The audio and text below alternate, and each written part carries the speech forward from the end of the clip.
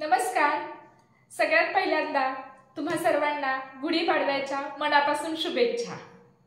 आता गुढीपाडवा म्हटलं की आपल्या डोळ्यासमोर येतो तो म्हणजे श्रीखंड, पुरी आणि बाकीचा साखर संगीत स्वयंपाक।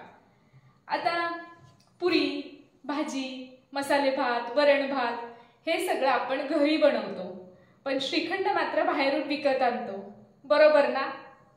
असो, आज मी तुम्हाला हे श्रीखंड बाहेरून विकत आणण्यापेक्षा घरच्या घरी चक्का कसा बनवायचा आणि त्यापासून श्रीखंड कसा बनवायचा ते दाखवणार आहे। आजचा व्हिडिओ सुद्धा नेहमीप्रमाणेच अगदी सविस्तर असणार आहे आणि अगदी छोटे छोटे टिप्स सांगणार आहे। त्यामुळे पटकन व्हिडिओला लाईक करा आणि व्हिडिओ जराही स्किप न करता अगदी शेवटपर्यंत बघत राहा। चला सुरुवात करूयात। इथं एक भांडं घेतलं आहे, त्यावर चाळणी ठेवली आहे, त्यावर एक सुती कापड अंथरूयात। हे बघा, अशा प्रकारे एक सुती कापड यावर अंथरून घ्यायचं। आता या कपड्यावर दही घालूयात। इथं मी 500 ग्रॅम दही घेतलेलं आहे।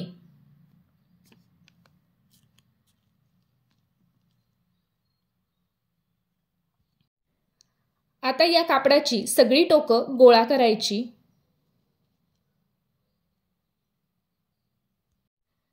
आणि यातलं पाणी निथळून घ्यायचं।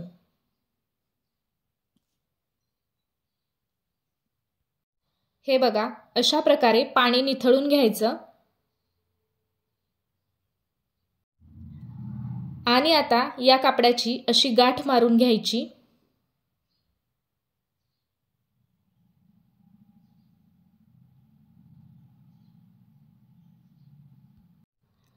आता हे घरामध्ये कशालाही रात्रभर असं लटकून ठेवायचं, म्हणजे मग बघा सकाळी छान असा चक्का तयार होतो।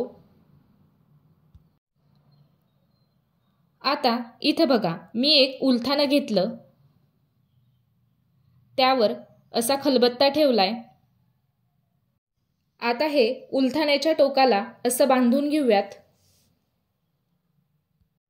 आता तुम्ही बघू शकाल आपण हे बांधून ठेवलेलं आहे आणि खाली एक भांडं ठेवलेलं आहे। यातलं पाणी खाली भांड्यात पडत आहे, तुम्ही बघू शकाल। तुम्ही असं कुठेही घरात लटकवत ठेवू शकता। हे रात्रभर असंच लटकवत ठेवायचं। रात्रभर हे लटकत ठेवलं होतं आणि आता सकाळी हे मी काढून घेतलेलं आहे।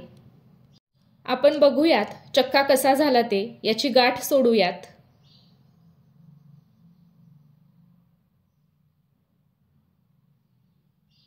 तुम्ही बघू शकाल एकदम मस्त असा चक्का तयार झालेला आहे। आता हा चक्का एका भांड्यात काढून घेऊयात, आपल्याला याचा श्रीखंड बनवायचा आहे। चक्का भांड्यात काढून घेतला की एक चमचा घ्यायचा आणि चमच्याने हा चक्का चांगला फेटून घ्यायचा।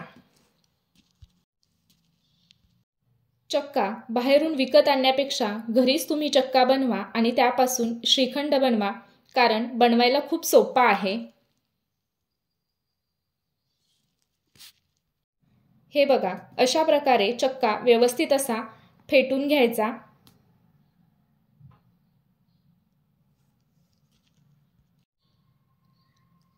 हा चक्का व्यवस्थित असा फेटून घेतला की आता यामध्ये घालूयात पिठी साखर।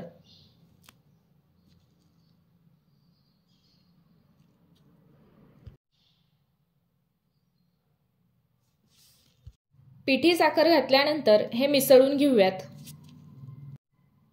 पिठी साखर आवश्यकतेनुसार घाला, म्हणजे तुम्हाला श्रीखंड किती गोड हवा आहे त्यानुसार।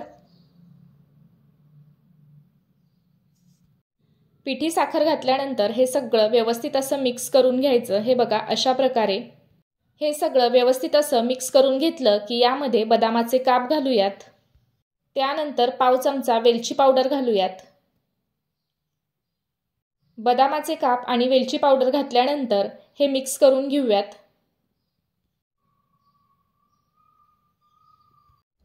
हे मिक्स करून घेतलेलं आहे, तर एकदम मस्त असा श्रीखंड बनवून तयार आहे। श्रीखंड तुम्ही बघू शकाल एकदम परफेक्ट झालेला आहे। करायला सोपा आहे आणि बाहेरून श्रीखंड विकत आणण्यापेक्षा घरच्या घरी ताजा ताजा चक्का तयार करून त्यापासून श्रीखंड बनवा, खूप छान लागतो। आजचा व्हिडिओ आवडला असेल तर व्हिडिओला लाईक करा आणि व्हिडिओ तुमच्या मित्रमैत्रिणींसोबत नक्की शेअर करा।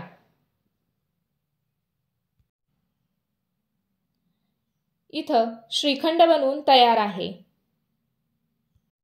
त्यावर घालूयात बदामाचे काप,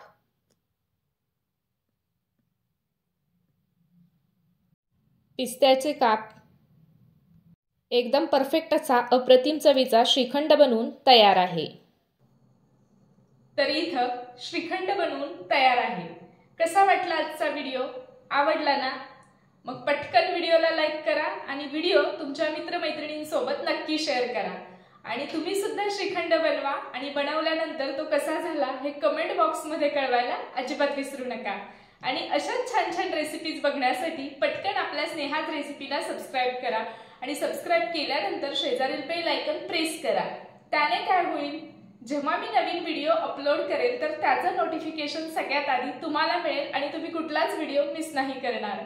चला तर मग लवकरच भेटूयात अशाच एका नवीन व्हिडिओमध्ये आणि अशाच एका छानशा रेसिपी सोबत। तोपर्यंत नमस्कार।